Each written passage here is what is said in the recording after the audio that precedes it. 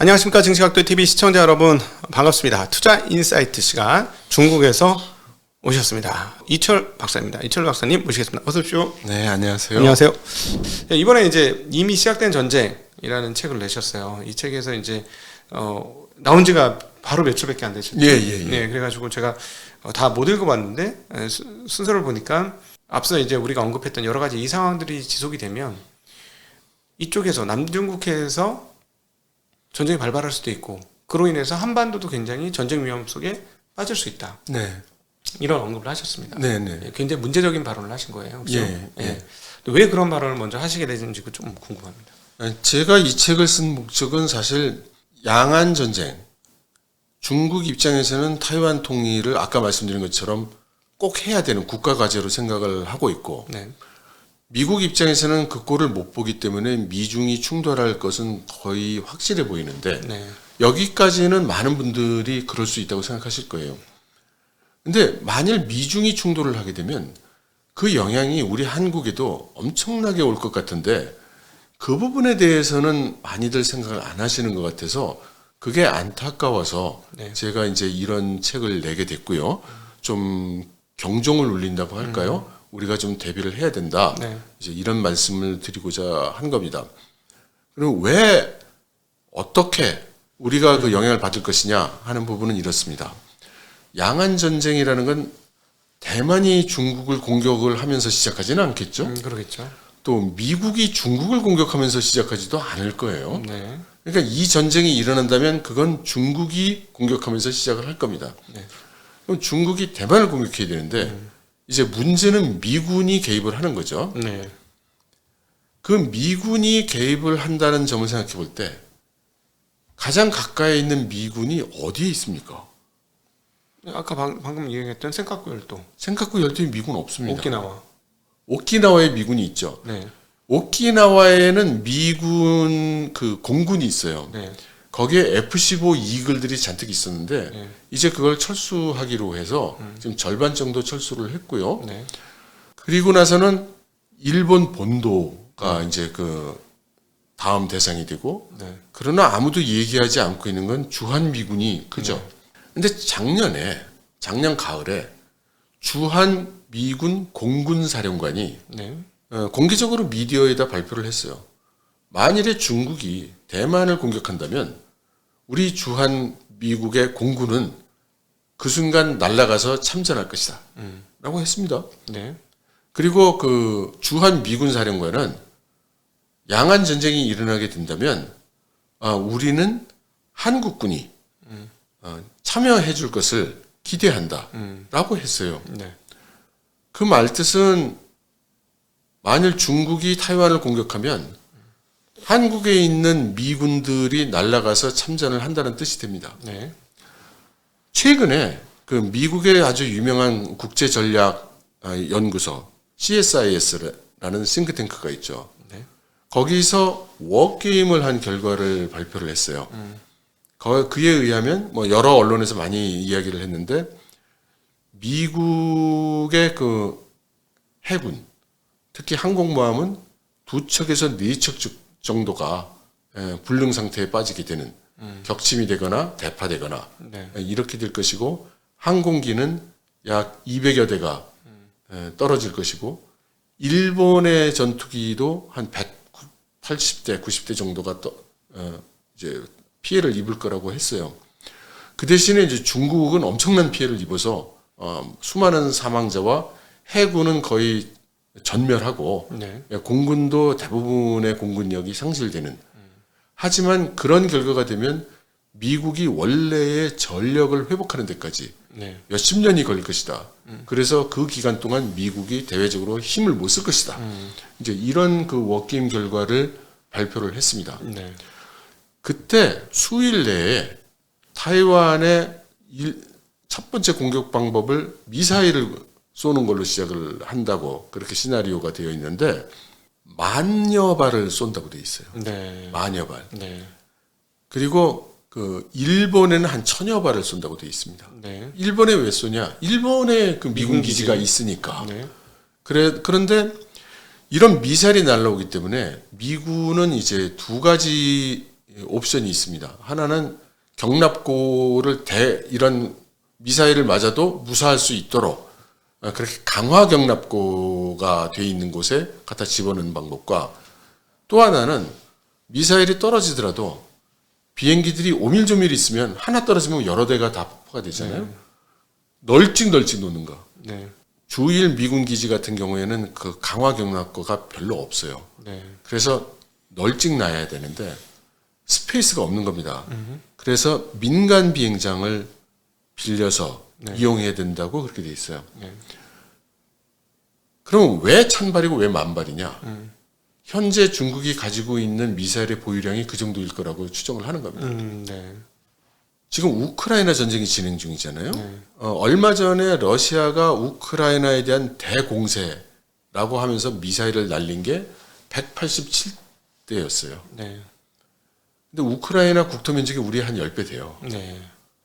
그러면 예를 들어 일본에 떨어진 1000발이 한국 땅에 만일에 떨어진다고 생각을 해보면 지금 우크라이나에서 미사일 떨어지는 거에 10배 밀도로 지금 우리나라 국토에 떨어진다는 그런 꼴이 됩니다. 그러니까 그런 일이 일어날까 일어나지 않을까. 일어나지 않았으면 하는 건 당연한데 네. 과연 누가 확실하게 우리는 안심해도 돼. 중국은 우리 땅은 공격하지 않을 거야. 그렇게 얘기할 수 있는 사람이 누가 있으며 그렇게 얘기하는 사람이 여태까지 없었고 네. 아무도 그 상황을 가정해서 이만저만하고 우리는 안전하다든가 네. 위험하다든가 이제 얘기를 안 한 거죠. 그래서 저는 이거 우리 한번 심각하게 생각해 봐야 된다. 예. 충분히 그럴 수 있다. 네. 네, 그 얘기를 이제 드리는 겁니다. 사실 뭐 그런 측면에서 보면 이번에 이제 한미일 동맹이 굉장히 공고해졌습니다. 이번에 미국, 한국과 일본의 그 어떤 정상회담 예. 이후로 그리고 또 이번에 이제 한국 정상이 미국에 가는 것도 사실은 한미일 동맹의 어떤 그 과정 중에 하나 아니겠느냐라고 뭐 상식적으로 생각해 볼 수 있을 것 같아요. 네, 네. 그 이것은 결국 그럼 중국에 대한 대항마로 준비한 거 아닌가 하는 생각도 굉장히 강하게 드네요. 이게 분명히 미국이 주도를 했을 테니까 이 한미일 동맹 강화가. 그러니까 미국은 그 인도 태평양 전략에 발표하면서 거기에 아주 명시를 했죠. 네. 우리는 일본과 한국의 군사 협력을 강화해서 중국과 대항하겠다. 네. 일본은 참 좋은 형님 말씀이 옳습니다. 네. 그러니 우리는 전쟁을 할 수 있는 국가가 돼야 되겠습니다. 네. 이렇게 해서 지금 나서서 전쟁하는 국가가 된 거고요. 네. 그럼 한국은 그동안은 버텼죠. 네. 근데 지금은 그럼 안 버틴 거냐? 말로는 아직은 아니라고 하지만 네. 행동은 벌써 저기 가 있는 거죠. 예, 이번에 그렇게 된 거죠. 예, 예. 예, 근데 사실은 그 우리 입장에서 보면은 뭐 별거 아니라고 사람들이 생각할 수 있겠습니다만 중국과 러시아와 입장에서 보면 이거는 정말 가공할 위협적인 상황 아니겠습니까? 군사력 1위 아마 일본이 3, 4위 되지 않아요? 우리는 6위 이렇게 네. 되는데 네. 이 국가 세 개가 합친 거니 전 세계에서 가장 강력한 군사 파워를 지닌 집단이 되는 거나 마찬가지니까요. 네. 그래서 이 부분에 대해서 중국은 굉장히 민감할 것 같습니다. 그래서 여태까지 그 한국에게 그 요구라고 할까 압박이라고 할까 이런 걸 해왔죠. 네. 그러니까 미국과 중국이 충돌하게 되면 한국은 어떡할 거냐. 그래서 처음에는 이제 우리 편이 되다고 그랬죠. 네. 근데 뭐 중국 편이 돼서 미국과 싸운다는 건 한국에서는 생각조차 할 수 없는 네. 일이고 네. 또 사실 중국도 그걸 알죠. 네. 그래서 그 다음에는 이제 중립을 지켜달라. 이걸로 이제 변해 왔는데 네. 지금은 이제 한국 정부의 여러 가지 진행된 상황을 보면 이건 완전히 이제 한미일 군사 동맹이 되는 거구나라고 네. 이제 판단하는 단계에 왔고 네. 그래서 그 중국에 관계돼 있는 사람들의 정서도 한국은 이제 가상 적국으로 네, 이렇게 생각하죠. 아, 네.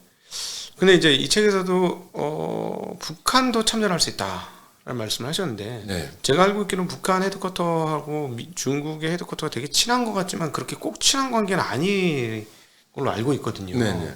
근데 어떻게 물론 북한은 이제 미국과의 관계가 제일 중요한 나라니까 네. 미국이 북한을 건드리면 북한은 뭐 당연히 대응을 강하게 하겠습니다만 만약 미국이 북한을 건드리지 않으면 중국하고의 문제에서 북한이 개입이 될 여지가 있을까요? 제가 이런 생각을 하게 된 거는 중국의 입장에서 생각을 해본 겁니다. 아, 네. 중국이 이제 타이완을 공격하려고 하는데 이제 미군이 걱정이 되고 거기에 일본도 껴 있어요. 네. 근데 여기에 한국군까지 끼어들게 되면 이거 감당하기가 그렇죠. 굉장히 버거운 감당하기 그런 일이 어렵죠. 되는 거죠. 네. 작년 말에 그 중국 내에 나왔던 그 뉴스를 보면 인민해방군에서 시진핑 주석에게 보고를 해서 여차 사태가 비상 사태가 생길 경우에 일본에 있는 그 주일 미군을 공격할 수 있도록 허가를 해달라라고 이렇게 보고를 했다는 뉴스가 있었고 예. 거기에 대해서 시진핑 주석이 허가했다는 그런 보고도 있었어요. 정말요? 예. 네. 네.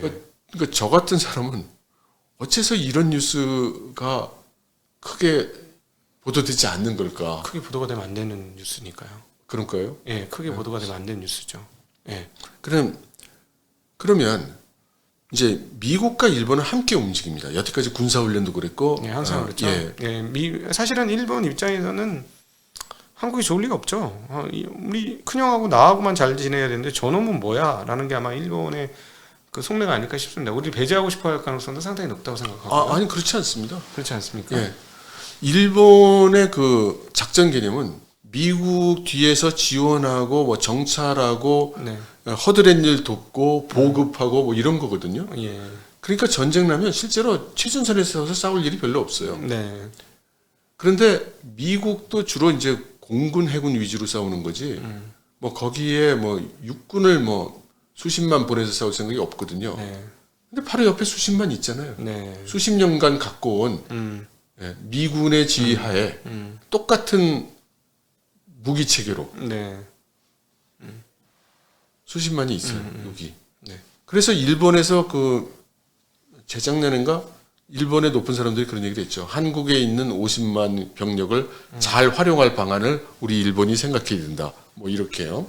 제가 드리고 싶은 말씀은 미국과 일본은 어떻게든 한국을 집어넣고 그 중에서도 최전선의 전투에 넣고 싶어 한다는 거예요. 그러니까 중국 입장에서는 이거 굉장히 부담스럽고 하나라도 적을 줄여야 되잖아요. 그렇죠. 근데 한반도에는 북한이 있는 거죠. 네. 그래서 북한이 한국 쪽에 한반도에서 네. 상당한 무력적인 동요 사태를 만들어주면 그러면 한국에서는 내가 지금 남의 나라 가서 싸울 일이 아닙니다. 난 여기 북한하고 대응하느라 난 정신이 없습니다.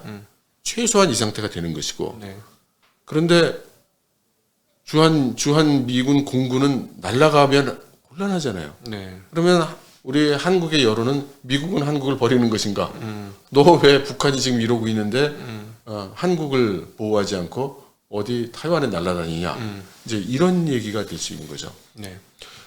그렇게 해서 한국군과 주한 미군을 묶어놓을 수 있는 상황을 만들고 타이완을 공격할 거라는 것이 이제 제 생각입니다. 네.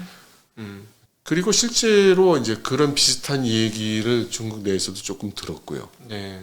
근데 그 부분에 대해서 북한이 호락호락 오케이 해줄지는 좀 저는 개인적으로 조금 의문이네요.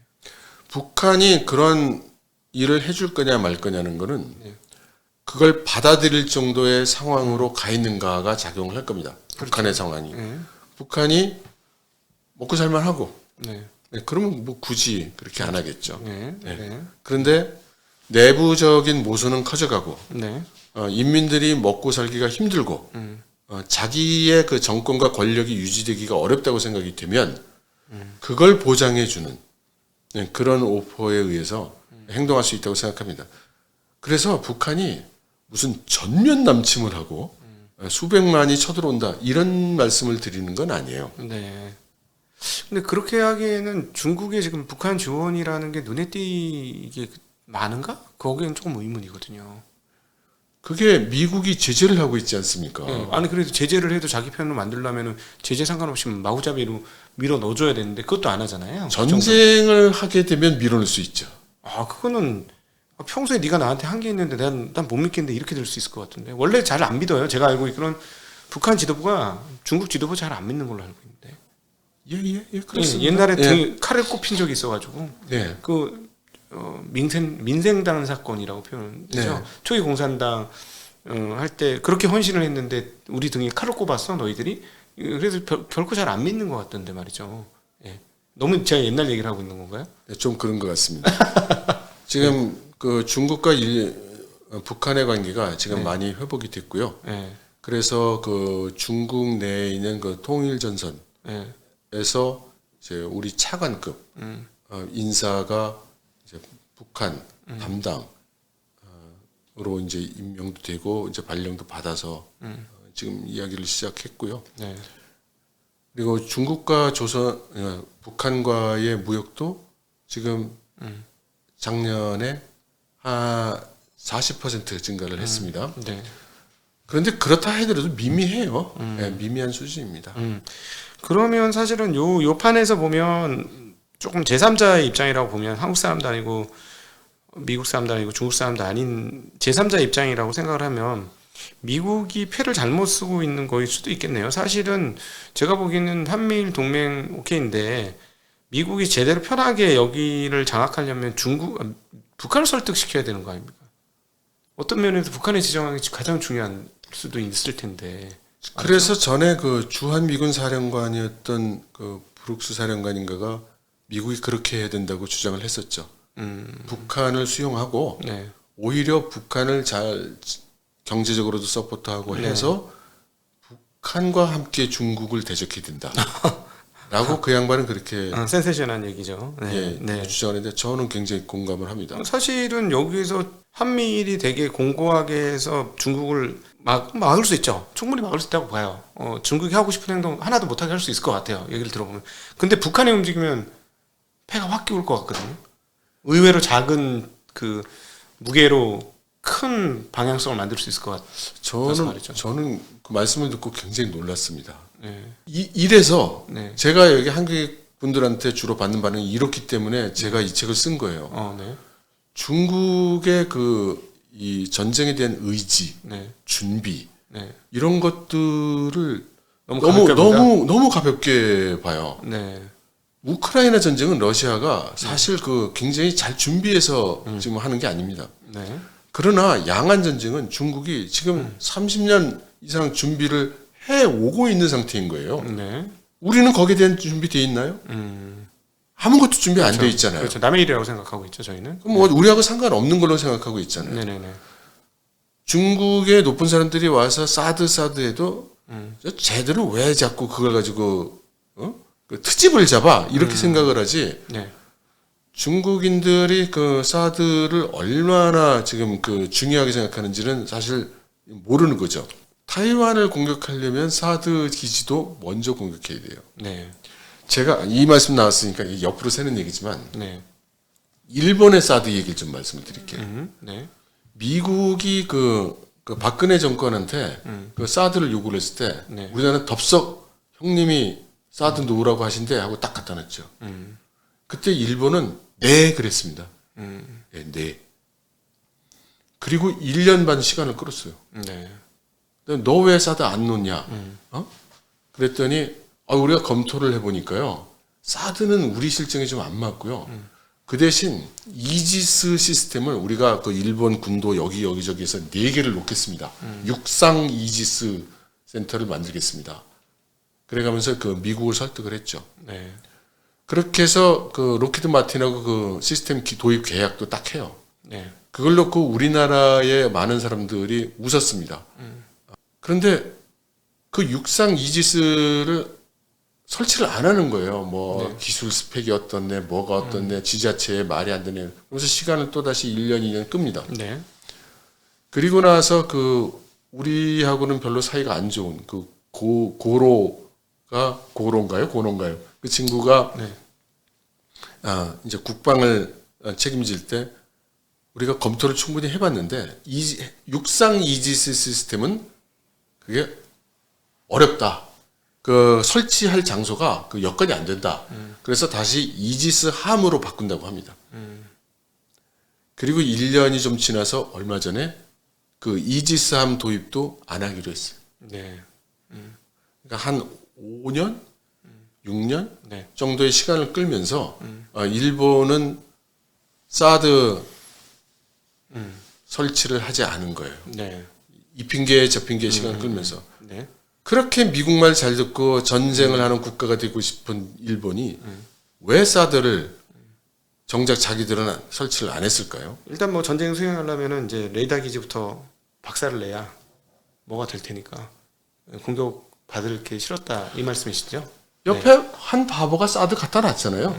그러니까 미국이 원하는 만큼 그게 얻는 걸 이미 얻었으니, 네. 그럼 뭐 우리가 뭐 보아하니 이거 있으면 미국은 됐고, 근데 우린 사드 여기다 뜨는, 우린 곤란하지. 우리가 왜 총 맞냐?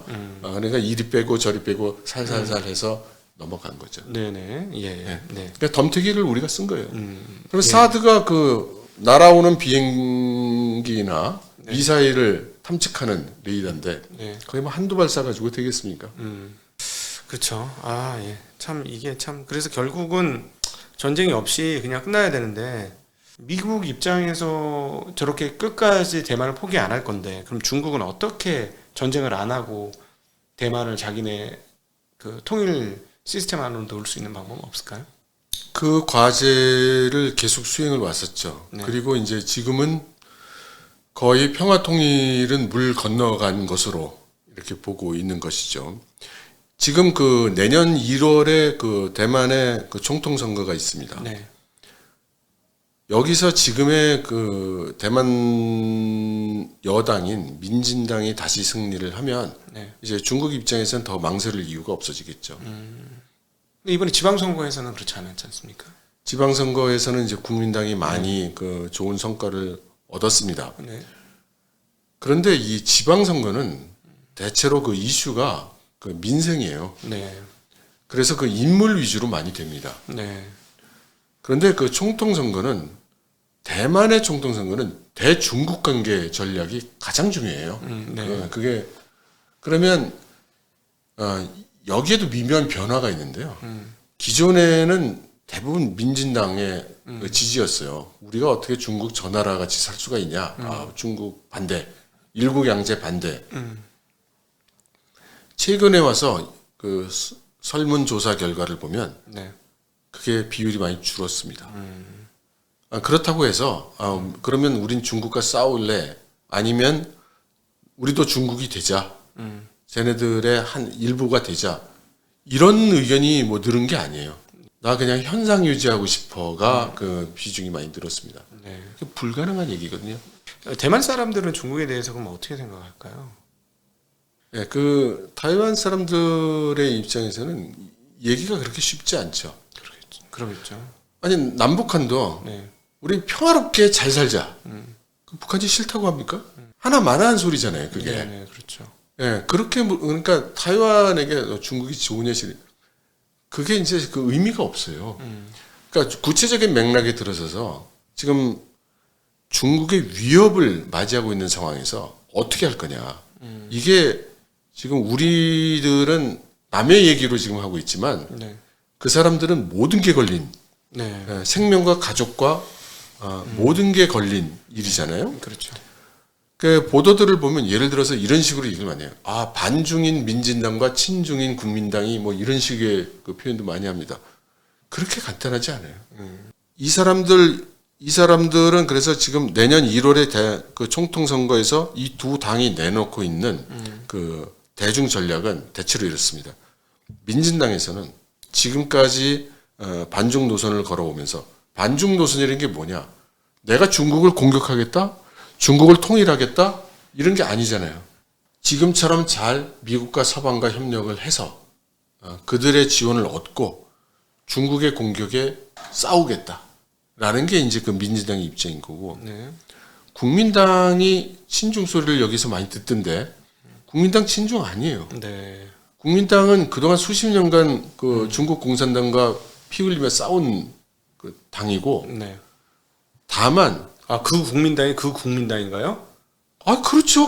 장개석 국민당이 아직 그 국민당인가요? 네 맞습니다. 그렇군요. 예. 네, 네, 네. 그럼 장개석 보고 친중이라고 하면 말이 되겠어요? 그게? 네네네. 그러면 이해됐습니다. 그러면 여기 이 국민당의 입장은 뭐냐면 우리는 대만인이 아니라 중국인이다. 그러니까 언젠가는 이 중국 대륙 수복을 해야 돼. 그런데 현실적으로 말이 안 되는 소리가 돼버렸으니까 그럼 어떻게 해야 되느냐? 이것 때문에 이제 국민당의 아이덴티티가 많이 흔들리는 거거든요. 말로는 그 중국 구만리 강산을 우리 삼민주의로 통일해야 된다는 정당인데 실제로는 지금 공격을 소멸을 걱정이 되는 위치에 있으니까요. 그래서 지금 옛날에 총통했던 마잉주가 지금 중국에 가 있어요. 그러면서 마잉주는 싸우면 안 된다. 우리가 같은 중화민족이고 현재 중국은 두 개의 중국이 있다. 하나는 대륙, 하나는 대만. 왜 우리가 싸우냐? 같은 민족끼리. 그러니까 국민당 시각에서는 같은 아이덴티티니까 싸우지 말자. 평화롭게 지내자. 방법 찾자. 이제 이 얘기를 하고 있는 거예요. 근데 중국의 군사적 위협이 점점 점증을 하니까 타이완에 있는 그 국민들은 처음에는 중국 이런 애들 싫어. 우리는 중국하고는 절대 섞이지 않을 거야. 저런 체계는 우리 받아들일 수도 없고. 이러다가 이제 눈치를 보니까 이게 정말 쳐들어오게 생겼거든요. 그럼 큰일 나니까. 그러니까 이게 지금 정말 쳐들어오면 이게 농담이 아닌 게 된 거예요. 네네. 지금 그 대만 해협의 상황이 중국에서 한 2, 3일 간격으로 그 전투기들과 폭격기들을 수십 대를 대만 쪽으로 보내서 그 영공 침범하고 있습니다.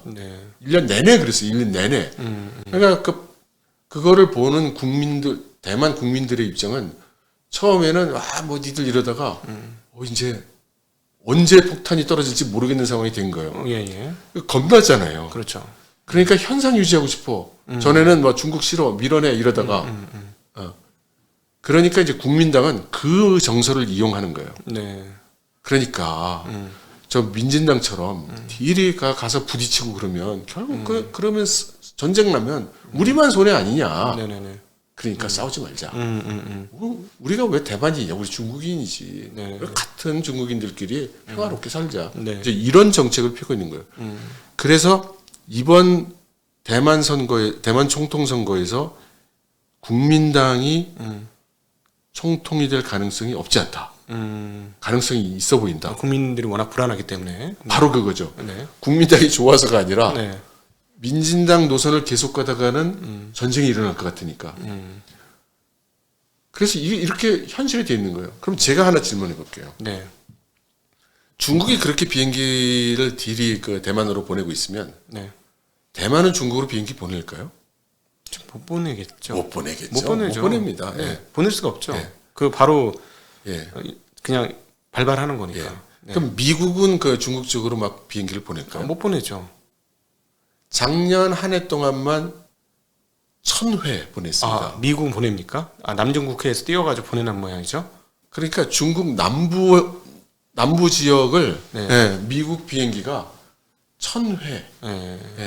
그러니까 지금 그 대만 해협에서 그 날아다니는 미군 비행기와 인민해방군 비행기가 지금 그렇게 막 날아다니고 있는데 제가 여기 한국의 얘기를 들어보면 그런 일이 있었어? 뭐 이런 수준이죠. 지금 현재 이렇다고요. 곧 전쟁이 날 것 같다고요. 그래서 지금 장난 아닌데 그러면 이제 중국의 입장에서 주로 생각을 해보는 저라는 사람이 이 상황을 생각을 해보니 중국이 한반도를 조치를 취하지 않고는 타이완을 공격하기 어렵다. 어떤 조치를 취할 것인가 생각해 보니 북한이 있기 때문에 그러니까 지금 북한 보고 남침을 하라 이런 게 아니에요. 그럼 어떻게 하라는 거냐? 이 책을 사보시면 제가 잘 설명을 해놨습니다. 사드를 치라고 하던가 하겠네요. 거리가 가까우니까 충분히 그럴 수 있을 것 같고.